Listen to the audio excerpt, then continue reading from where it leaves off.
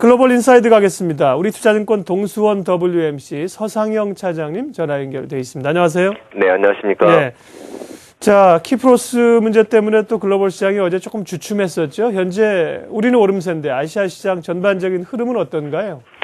해외 시장이 키프로스 문제가 다른 곳으로 전이 가능성에 대한 유로그룹 부장의 이제 언급이 시장 참여자들에게 불안감을 야기시키면서 전반적으로 하락을 하였었습니다. 이러한 흐름이 아시아 시장 전반에 영향을 주고는 있지만 장시작 전 이번 문제를 야기시켰던 유로그룹 부장이 이제 내용이 오해를 불러왔다는 발표를 하는 등 서둘러 진화하는 모습을 보이면서 일정 정도 안도감을 주면서 하락폭이 크지는 않았습니다. 각국의 흐름을 보면 호주의 경우는 지속적으로 정치 불안이 발목을 잡으면서 현재 0.7% 정도 하락 중이고요. 중국은 기존 정책 엄격하게 실시할 것이라는 지방 정부 등의 이제 발표 등이 이제 규제에 대한 부담으로 작용하면서 현재 1.48% 정도 하락 중입니다. 일본의 경우는 엔화가 이제 강세를 계속 보이고 있음으로 해서 수출 기업들 위주로 하락하면서 0.4% 정도 하락을 하고 있고요. 한국은 전반적으로 다른 해외 시장과 틀리게 이제 추경 예산 발표에 대한 기대감 때문에 연기금이 집중적으로 매수를 하면서 현재 0.4% 정도 상승 중이고, 대만 같은 경우도 0.23% 정도 상승 중입니다. 네. 어제 다들 오름세일 때 중국이 좀 조정받았는데 오늘도 중국의 하락폭이 제법 큽니다. 한 1.5%대 하락이고요. 키프로스 얘기가 좀 매듭이 지어져야 되는데 계속 구제 금융안 협상이 이루어졌음에도 불구하고 다시 좀 불거지고 있는 우려는 뭔가요, 서 차장님? 이번 키프로스 문제는 가장 중요했던 거는 예금을 건드렸다는 데 문제가 있습니다. 키프로스 인구가 100만이 안 되지만 대부분이 은행권에 근무하는 등 조세 회피처로서 이제 각광을 받는 곳이었는데, 이번 문제로 더 이상 이제 조세 회피처로서의 신뢰를 잃어버린 점이 향후 키프로스 산업에 악영향을 줄 수밖에 없습니다. 그렇기 때문에 이러한 흐름이 은행이 27일 날 개장이 된다면 뱅크런으로 나올 가능성이 커졌고, 결국 이는 향후 키프로스의 이제 디폴트 선언이나 유로존 이탈 이슈로 이제 변질될 수 있기 때문입니다.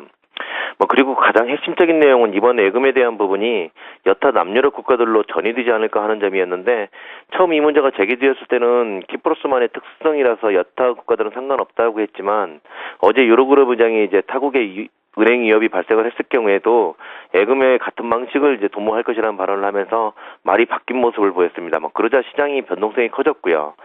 결국 유로그룹 부장은 자신의 말이 오해로 인해서 생긴 해프닝이라고 변명을 했지만 시장의 신뢰는 이미 잃어버린 모습이고요. 여기에 스페인 재무장관도 키프로스 방식이 스페인에 적용은 안 될 것이라는 발언을 하면서 스페인의 뱅크런 우려감을 잠재우는 등 각국 정책 기반자들이 서둘러 진화를 하는 모습을 보이고 있었습니다. 네, 유로존 재무장관들이 지원을 하면서 어떻게 보면 우려를 초래하는 그런 발언들을 한 건데요. 키프로스 문제나 유로존 문제는 향후 전개 과정, 시장 영향력은 어떻게 펼쳐질까요? 일단 이 문제가 여기서 확대 재상산되기에는 어제 ECB가 키프로스 은행권의 유동성 공급을 지속적으로 하기로 하였고, 러시아가 차관을 연장하고 이자율도 낮추는 등 키프로스 문제에 대한 해결 의지를 좀 표명하고 있었습니다. 오히려 이러한 흐름이 은행의 구조조정을 앞당길 수 있는 모습이 될 수 있음에 보여주고 있는데요. 즉 예금주들이 자신의 자산을 되도록이면 안전한 은행으로 이동을 하기 위한 소동은 좀 벌어지겠지만, 그러한 흐름이 결국 부실은행들이 자기 자본 재조정에 박차를 가해서 은행 건전성이 좋아질 가능성이 커지고 있을 수 있기 때문입니다. 다만 이 문제가 서서히 개선되지 않고 급작스럽게 시장이 유입이 된다라면 다시 한번 조금 변동성을 보일 수 있겠지만, 좀 중장기적으로는 오히려 복이 될 수 있는 구조가 될 수 있습니다. 이제 오늘 밤 글로벌 증시 이슈나 투자 전략을 알아보죠. 버냉키 의장의 런던 정경대 연설은 중립적인 걸로 끝이 났고요. 향후 주목사항 전략 말씀해 주십시오. 오늘은 여타 문제보다는 미국의 세 가지 경제 지표가 시장에 영향을 줄 것으로 여겨지고 있습니다. 먼저 내구재 주문인데 전달에는 항공기 주문 감소로 위축되었지만 핵심 주문은 증가를 했기 때문에 이번 달에도 좀 좋은 모습을 보이면서 작년 말 위축됐던 제조업의 부활을 이야기할 것입니다.